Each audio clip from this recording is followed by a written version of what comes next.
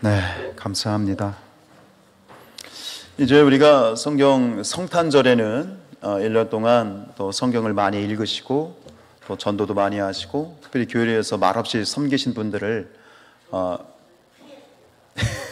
이렇게 또 격려하는 시간을 가지려고 하는데, 여러분 보세요.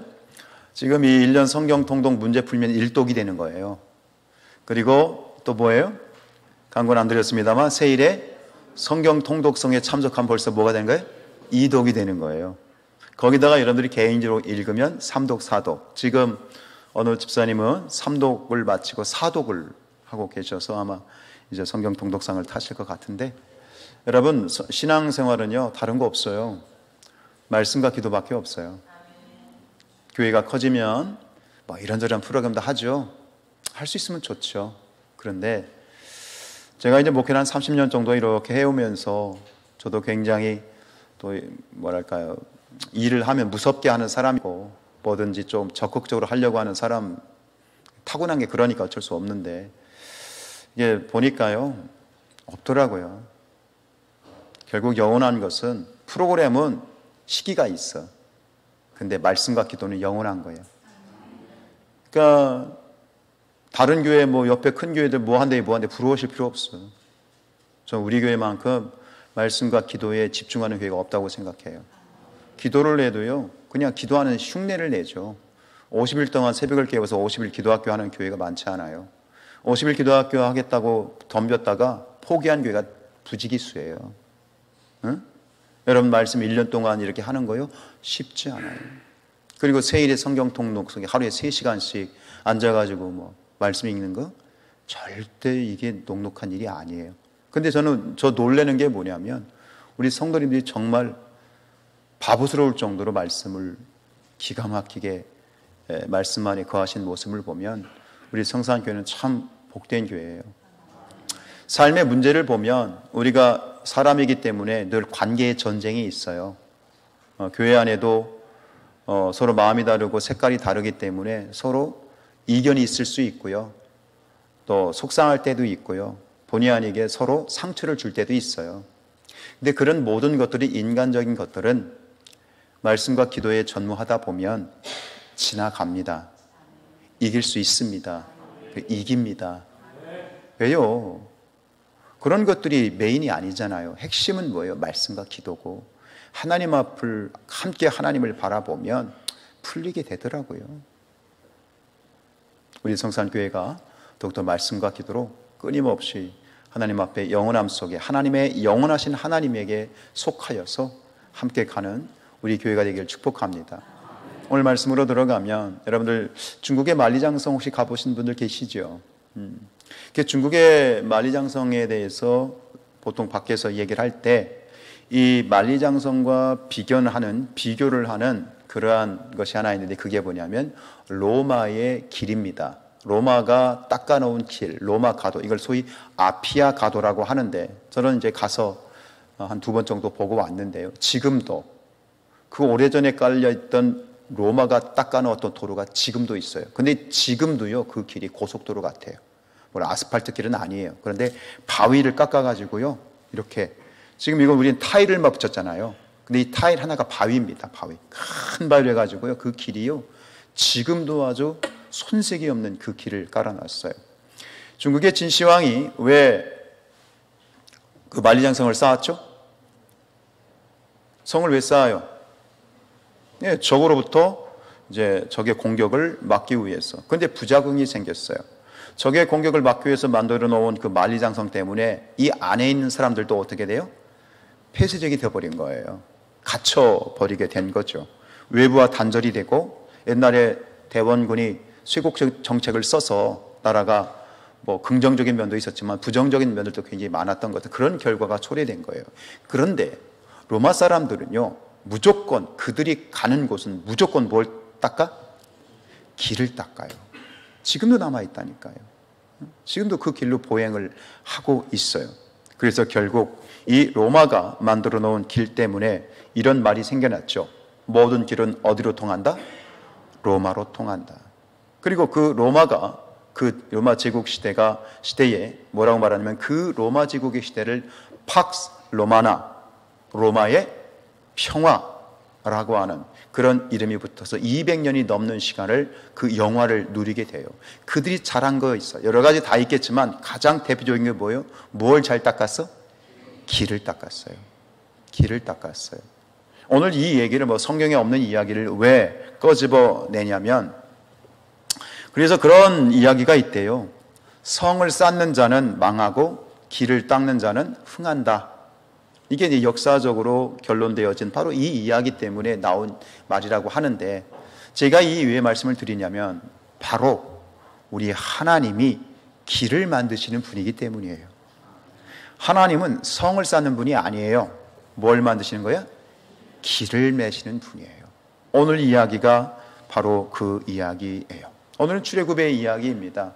이스라엘 역사에 있어서, 그리고 성경 구약의 역사에 있어서 이 출애굽을 모르면 성경을 이해할 수가 없고요.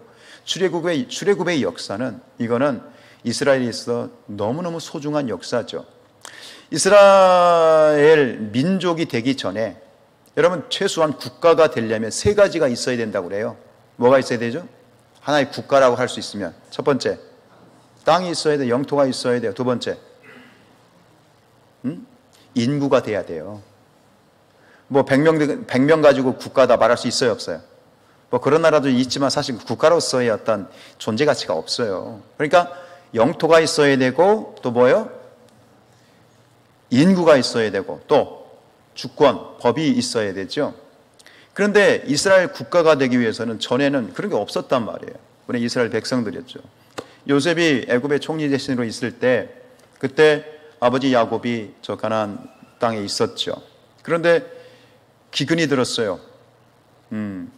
그래가지고 이제 아들이 애굽의 국무총리니까 그 야곱과 몇 명이 애굽으로 이민을 왔어요. 몇 명? 70명. 70명 국가에 아니에요. 자, 땅이 있어요, 없어요? 아직 없어요. 땅도 없어, 국가도 없어. 그래가지고 결국은 야곱과 70명의 가족이 애굽으로 내려와서, 이집트로 내려와서 거기서 몇 년을 살아요? 430년을 살아요. 그런데 그 땅에 들어갈 때는 70명이었는데 430년 만에 나올 때는 그 야곱의 자손, 즉 이스라엘 민족이, 야곱이 이름이 이스라엘이 되잖아요. 그래서 이스라엘 민족이라고 하는 거예요. 그 이스라엘 민족이 몇 명이 돼요? 성인 남자만 60만 명. 그러면 어림잡아서 최소 200만 명에서 300만 명의 뭐가 된 거예요? 민족이 된 거예요. 그래서 이 애굽이라고 하는 것은요, 이스라엘 백성들에게는 뭐냐면 한 가족이 국가와 민족을 이루기 위한 하나님의 인큐베이터였던 거예요.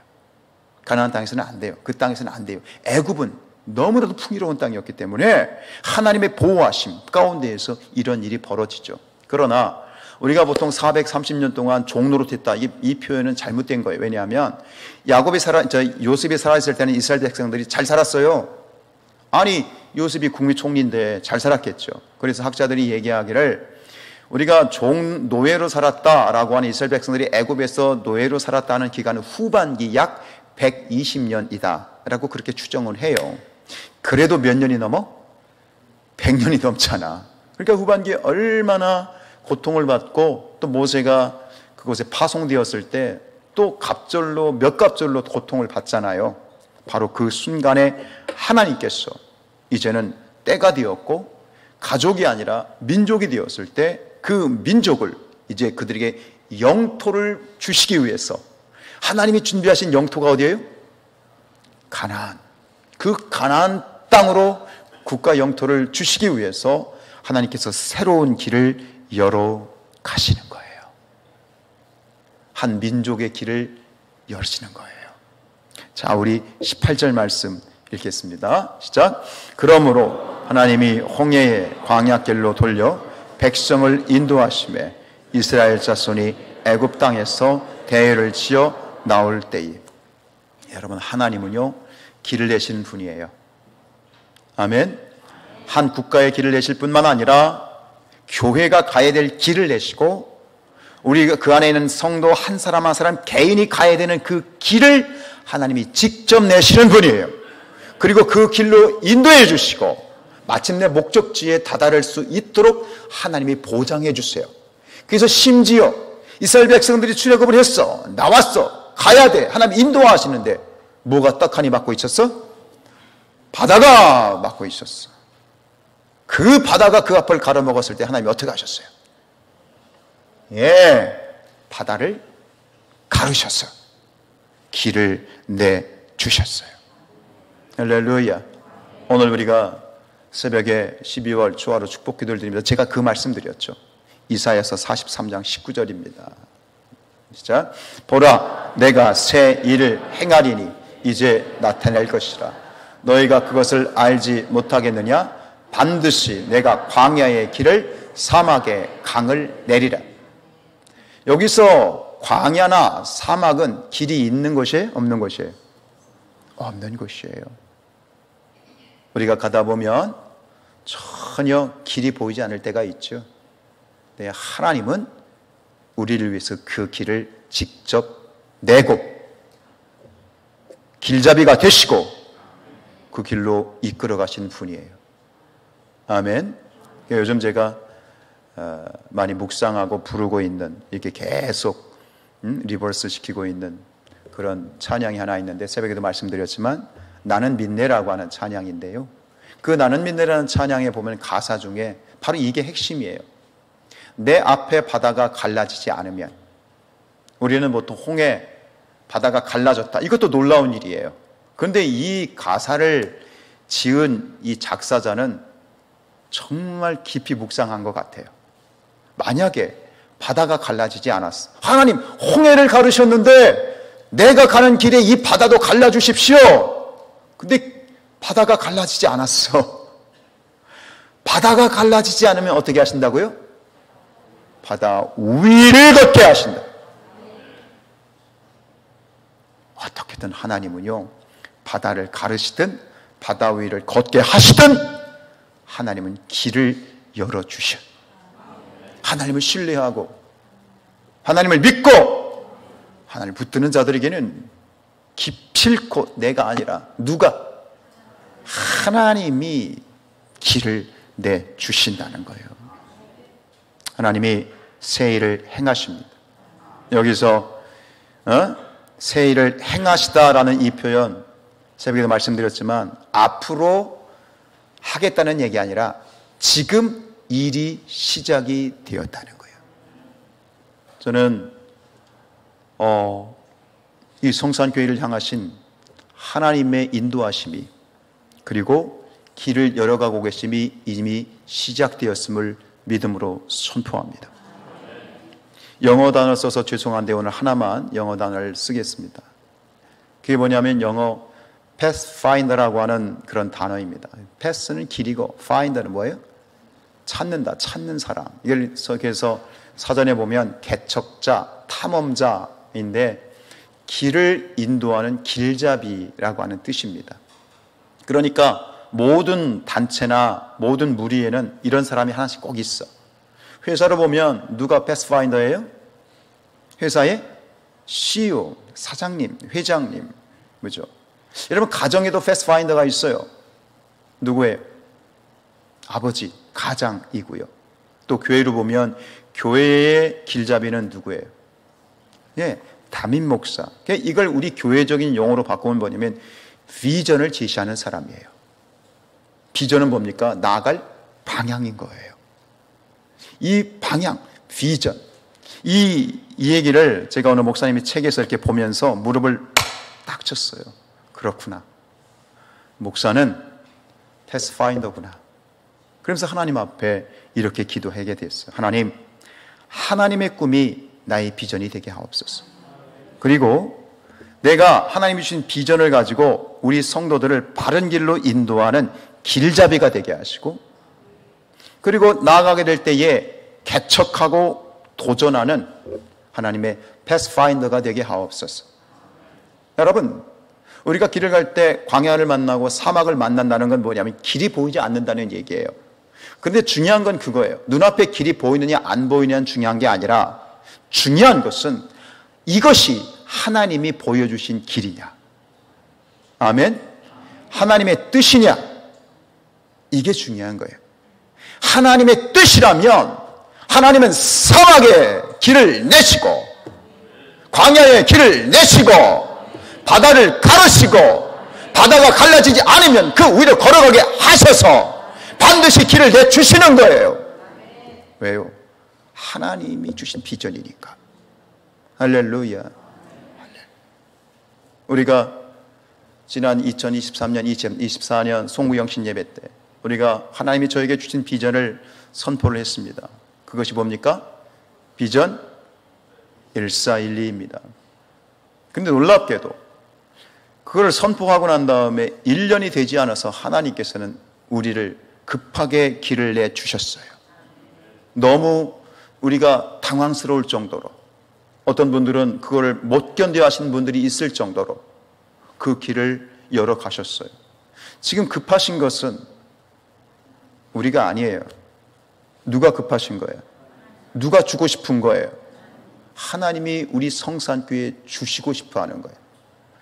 이것이 하나님이 우리에게 주신, 하나님의 우리에게 비전을 주신 하나님의 꿈인 것을 여러분들 믿으십니까? 믿으십니까? 하나님을 신뢰하십니까? 하나님을 인정하십니까? 그럼 하나님은 반드시 길을 내주십니다. 이걸 믿으라는 거예요. 이걸 믿으라는 거예요. 그러나 정말 중요한 이러한 패스파인더의 원조, 최고의 길잡이는 누구시다? 하나님이시다. 하나님이시다. 그렇습니다. 여러분, 지난주에 말씀드린 것처럼 우리 성도들이 야성을 가져야 되겠습니다. 야성을 가진 그런 군사들이 모인 곳이 우리 교회이지요. 그래서 우리 하나님께서는 그 누구보다 이 야성에 있어서 최고는 하나님이시죠. 두려워하지 않고 가서 부딪히고 막혀 있으면 분명히 뚫어주실 걸 믿고 나아갈 수 있는 그분이 하나님이십니다. 그래서 저는 이런 하나님이 너무 좋습니다. 이게 예레미야서 33장 2절 말씀이 바로 이런 하나님을 나타내죠. 같이 읽습니다. 이 일을 행하시는 여호와, 그것을 만들어 성취하시는 여호와. 할렐루야. 하나님은 뒷짐지고 계신 분이 아니다. 전 너무 좋아요. 하나님은 뭐예요? 우리와 함께 걷어붙이고 김장도 하고 가서 일도 하고 우리와 함께 역사하시는 현장의 한복판에서 우리와 함께 일을 만들어 가시고 그리고 그 길을 열어 가시는 하나님, 그 하나님을 신뢰함으로 우리가 믿는 우리의 구주이신 하나님이 그런 분이시면 우리 성도들도 그 하나님의 일이 함께 동참하고 믿음으로 나아가야 될 줄로 믿습니다. 그런 사람을 통해서, 그런 교회를 통해서 하나님께서는 우리에게 준비하신, 이스라엘 백성들에게 준비되었던 그 가나안 땅으로 길을 내셔서 바다를 뚫으시고 광야를 뚫으셔서 젖과 꿀이 흐르는 땅 가나안 땅을 보내셨던 것처럼 우리 성산교회를 향하신 젖과 꿀이 흐르는 가나안 땅으로 우리를 인도하십니다. 어떻게 가능합니까? 누구가 이 일이 가능합니까?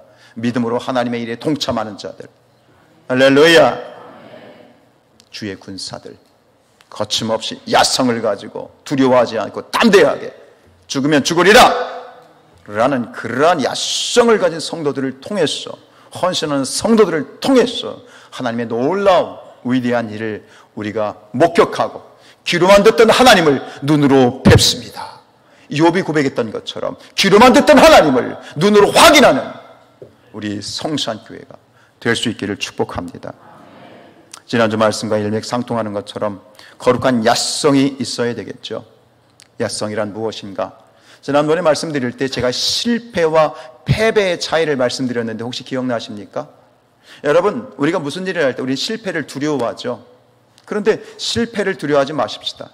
우리가 요리를 잘하려면 밥도 수백 번 태워 먹어야 되고, 요리를 잘하려면 버리기도 하고, 다 그렇지 않습니까?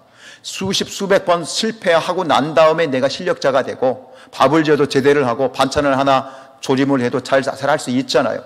그럼 나 실패가 두려워 안 해. 그럼 끝까지 못하는 거예요. 특히 우리 청년들이요, 실패를 두려워하지 마세요.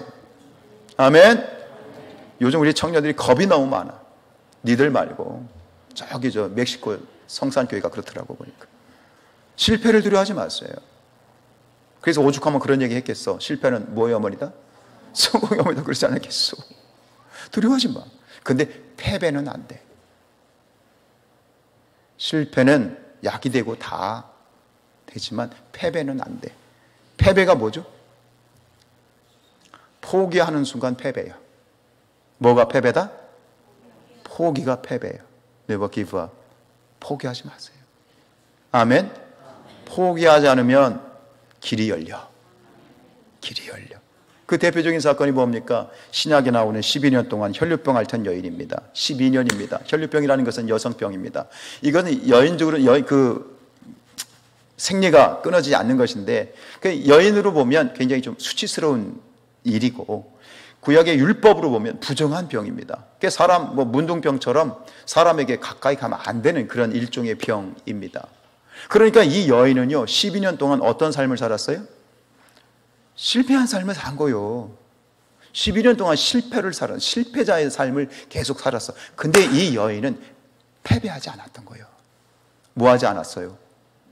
포기하지 않은 거예요. 그러다가 누구를 만났어요? 예수님을 만난 겁니다. 포기했다면 예수님 못 만나요. 예수님이 옆에 계셔도 안 되는 겁니다. 포기했으니까. 근데 포기하지 않았어. 그러다 예수님을 만났어. 예수님은 누구십니까? 길이요, 진리요, 생명이신 거예요. 예수님 자체가 길인 거예요. 길이신 예수님을 만났어. 그리고 그 예수님께서 그 여인의 삶의 구원의 살고 생명의 새로운 길을 열어주셨어요. 할렐루야. 얼마나 영광스럽습니까? 12여 년의 실패가 예수님의 옷자락을 믿음으로 만지는 순간 12여 년의 실패가 끝나고 역전되었어. 새롭고 산 길로, 생명의 길로 나간 거죠. 이 여인의 삶이 얼마나 영광스럽고 얼마나 감격스러웠겠습니까? 근데 이런 영광이 지금 이 여인의 영광입니까? 아니요. 예수님을 만난 자들, 예수님을 믿는 자들, 예수 그리스도 안에 있는 자들은 바로 이 영광스러운 이 영광에 참여하고 있는 자들이에요. 무슨 얘기냐? 그 여인이 예수님을 만나서 지금까지는 사망과 절망과 눈물과 그런 길을 걸었다면 이 여인의 길이 완전히 바뀌어서 어떤 길로 바뀌었어요? 생명의 길로. 아멘. 축복의 길로 바뀌었죠. 그럼 우리는 지금 어느 길 위에 서 있습니까? 우리는 생명의 길에 여러분들을 걷고 계십니까? 사망의 길을 걷고 계십니까? 내가 질문을 잘못했네. 사망의 길 위에 있습니까? 생명의 길 위에 있습니까? 우리가 예수님을 믿는 사람들이 믿지 않는 사람과 여러 가지 차이가 있지만 바로 여기서도 극명하게 달라지는 거예요. 우리는 믿지 않는 사람들이 가는 길과 전혀 다른 길을 갖고 있는 거예요. 아멘. 지금 우리가 서 있는 길은요, 믿지 않는 자들하고는 전혀 다른 길 위에 서 있는 거예요. 지금은 모르죠. 느낄 수도 없고요, 보이지도 않으니까요. 그러나 마지막 날 이 땅을 떠나 하나님 앞에 서는 날 우리는 알게 될 것입니다. 우리가 어떤 길을 걸어왔는지, 예수를 믿는다는 것이 어떤 길이었는지, 우리가 사망의 길이 아니라 생명의 길을 걷고 있었구나. 할렐루야. 영광스러운 거죠. 아멘이에요. 이거를 보시라고요. 이게 믿음이에요. 눈에 보이는 게 아니라 믿음의 눈이 열려서, 영의 눈이 열려서 보면 우리가 어떤 길을 걸고 가고 있는지. 더 이상 무슨 복이 필요해. 사실은요, 생명의 길 위에 서 있는 여러분들을 축복합니다. 이게 우리의 영광이죠. 할렐루야. 신앙생활은 영적인 눈이 뜨여야 재미있는 거예요. 이 영적인 눈이 뜨이지 않으면 재미없어요. 그러니까 상처받았다, 뭐 했다. 그런데 이런 놀라운 영광을 깨닫게 되면 웬만한 거 다 이겨. 웬만한 거는 이긴단 말입니다. 자, 말씀을 이제 정리하면서 오늘 하나님께서 이스라엘 백성들을 이렇게 인도하시는 이 모습을 보면서 어떻게 인도하셨는가, 이것은 또 우리를 인도하시는 방법이기도 하고요. 두 가지로, 그리고 오후에 나머지를 나누기를 원하는데, 하나님이 인도하시는, 어떻게 인도하시는 두 가지. 첫 번째는 뭐예요? 구름 기둥과 불 기둥으로 인도하셨습니다. 21절입니다. 시작.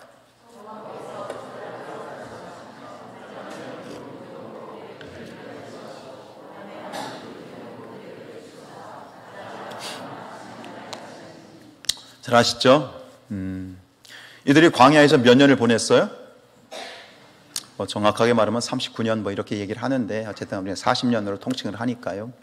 40년의 광야 생활 동안 그들이 거한 곳은 광야였어요. 사막 그런 지역인데 그런 곳에 낮에는 굉장히 뜨겁지만 또 밤에는 어떻게 돼요? 굉장히 일교차가 크죠. 그래서 얼어 죽기도 해요. 아니 영하로 떨어지지 않는데 저 동남아시아 사람들 보면 뜨거운 데 살던 사람이 갑자기 추워지면 어떻게 해요?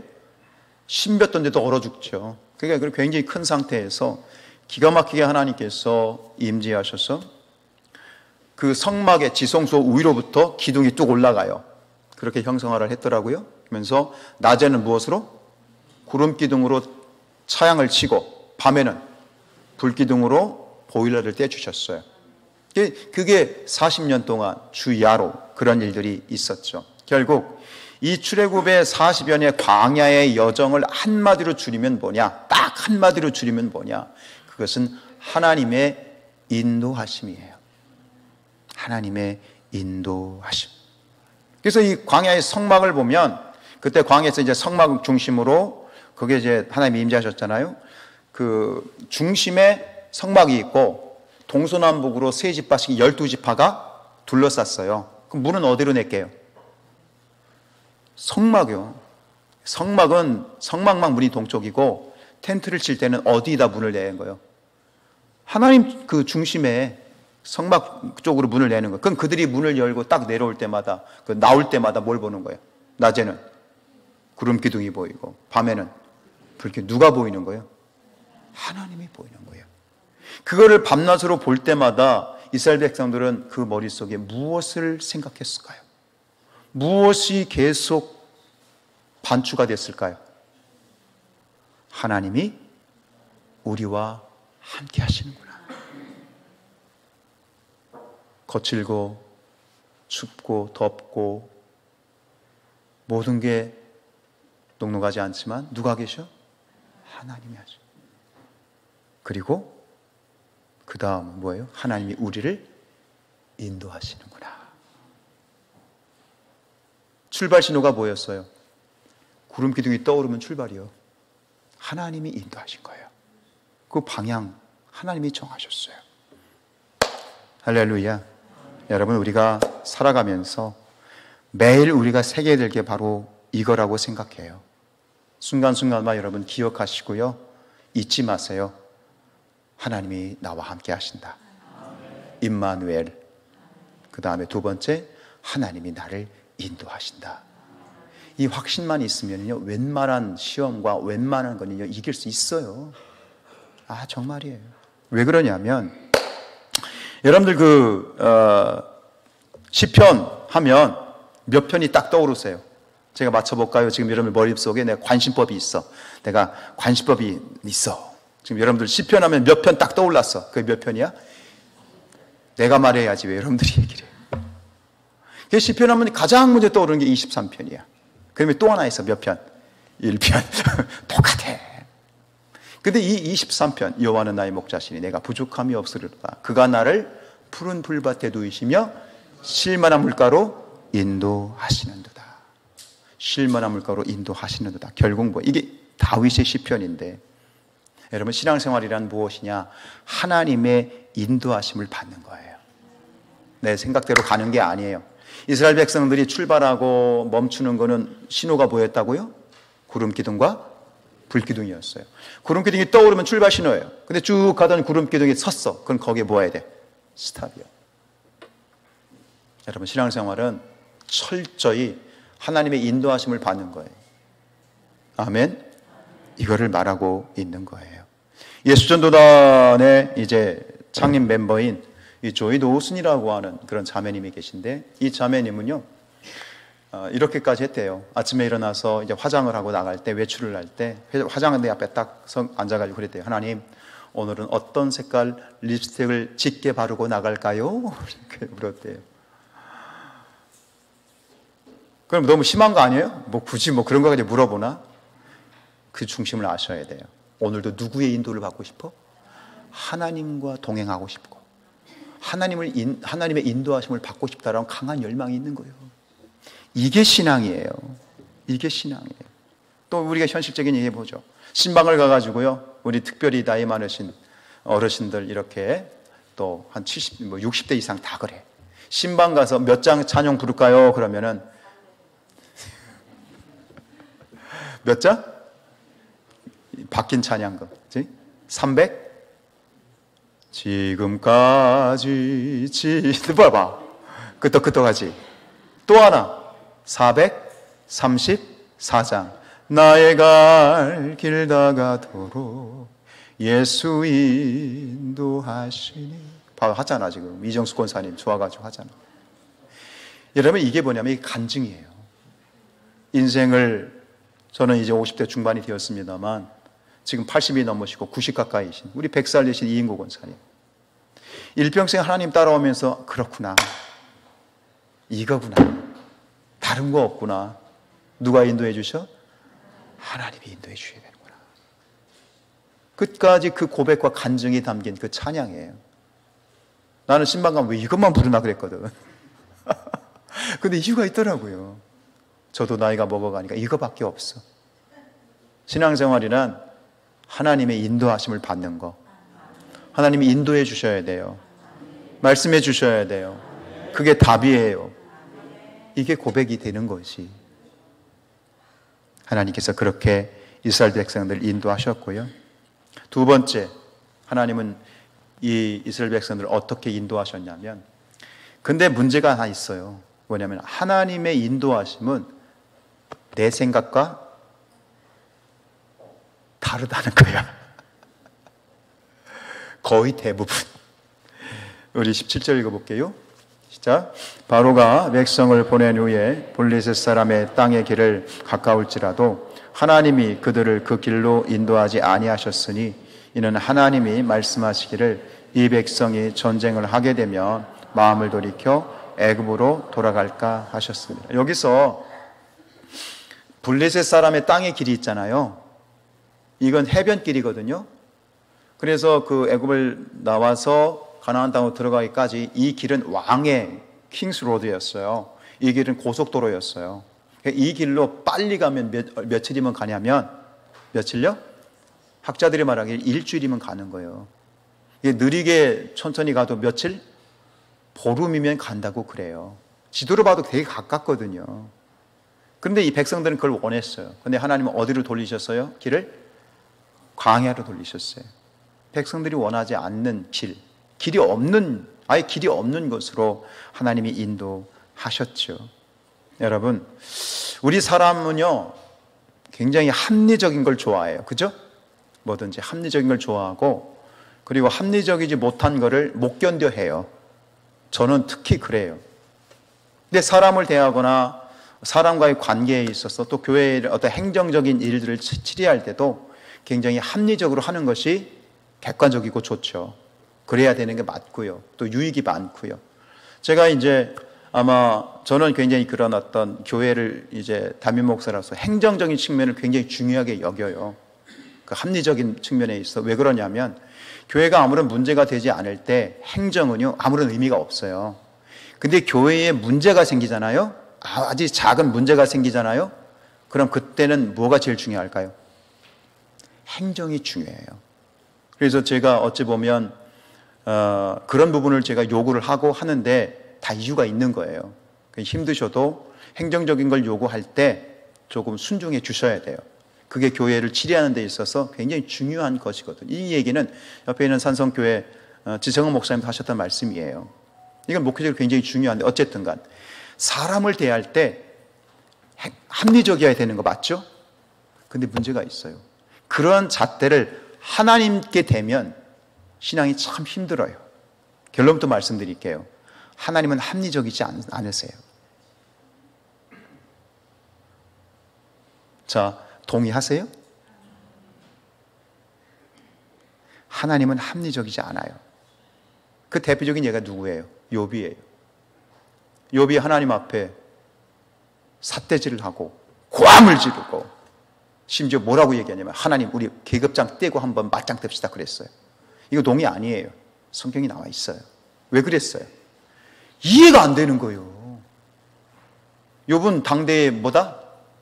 의인이었어요. 아니 하나님 앞에 내가 죄를 지어도 죄인이라고 하지만 내가 이런 고난을 받을 만큼 난 죄를 지은 일이 없거든. 아무리 생각해도 없거든. 근데 이게 뭐요? 애들 다 죽었어. 열 다 죽었어. 재산 그 많던 재산 다 없어졌어. 그리고 몸은 이게 만시창이가 돼가지고 말이야. 기와장으로 크크 긁어야 돼.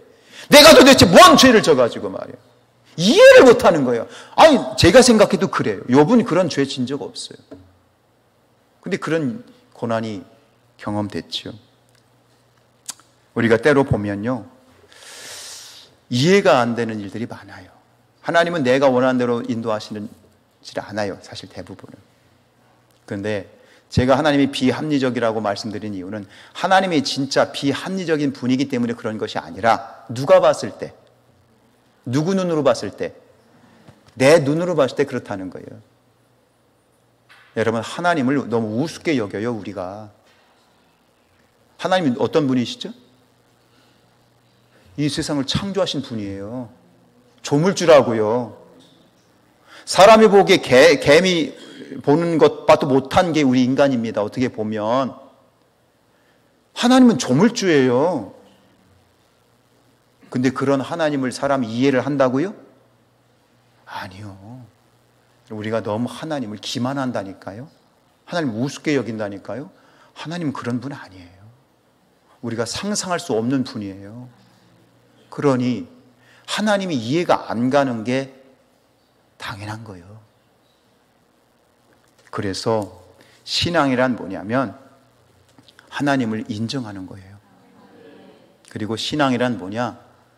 하나님 앞에 항복하는 거예요. 하나님께 승복하는 거예요. 내가 내 머리로 짧은 머리로 이해가 안 돼도 하나님 앞에 항복하고 승복하는 거. 그래서 신앙은 이거예요. 한마디로 요약하면 이게 바로 신앙이에요. 따라합시다. 하나님은 항상 오르십니다. 우리 마음을 다해서 한번 고백해 보십시다. 하나님은 항상 오르십니다. 이게 신앙입니다. 그리고 이렇게 될 때 그때부터 진짜 하나님이 내 삶을 인도하실 수 있는 거예요. 예수님이 뭐라고 말씀하셨어요? 네가 나를 따르겠다고? 내 제자가 되겠다고? 너희가 나를 따르면 먼저 자기 자신을 뭐 해야 된다? 뭐 해야 된다? 부인해야 된다. 부인이 뭐예요? 항복이에요. 나를 부인한다는 것은, 나를 부정한다는 것은 하나님 앞에 항복하는 거예요. 하나님께 승복하는 거예요. 내 짧은 머리로는 이 세상 천지만물을 창조하신 하나님을 알 수도 없고 이해할 수도 없는 것이 당연합니다. 그러나 하나님은 나의 아버지이십니다. 분명히 하나님은 내 삶을 위해서 좋은 것으로 합력하여 선을 이루실 것입니다. 지금 당장은 이해가 되지 않습니다. 지금 당장은 도저히 받아들일 수 없습니다만 그래도 하나님은 항상 오르십니다. 이게 기독교 신앙입니다. 사랑하는 우리 성산의 가족들이요, 우리의 삶이 하나님의 인도하심을 받는 그런 삶이 되길 축복합니다. 오늘도 하나님의 인도하심은 계속되고 있고 늘 하나님과 동행하시는 임마누엘의 축복이 있기를 주님의 이름으로 축원드립니다.